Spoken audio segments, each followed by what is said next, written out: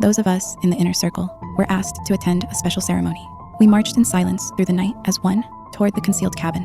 Upon entering, we were greeted by Marcus, along with Lily, gagged and restrained, lying face up, naked, and bound to the bed by her wrists and ankles. She looked pale and malnourished. Tears rolled down her cheeks. It pains me to gather you all here this evening for reaping. As you all know, this is my least favorite of our traditions, but it is among the most necessary. He looked directly at me as he continued. For those of you who have never attended a reaping before, I warn you, it can be jarring, especially the first time. Just know it is essential in order to maintain purity within the path. Then, pulling a long, sharp hunting knife out of a sheath on his belt, he said calmly, Now then, let's begin. Who'd like to go first? Me, my leader, said Evelyn eagerly. She was one of the most dedicated members of the inner circle. I never liked her. She didn't talk much to anyone other than Marcus, and I always got the impression she got jealous whenever one of the other members would receive his attention. We each took a step in, forming a tight circle around Lily. Evelyn took hold of the knife and stepped forward until she stood directly over Lily's small, meek form, lying restrained and completely helpless on the cold, empty bed beneath her.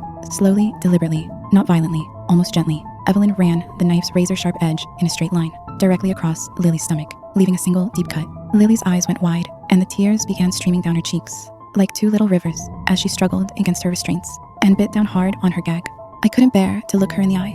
One by one, each person stepped forward, repeated this action, then stepped back. Lily was shaking, pale, her eyes finding mine. Every time someone moved away, she stared at me with this desperate pleading gaze. The image of those eyes will be forever burned into my memory until the day that I die, embedded deeper than the path symbol, branded into my collarbone.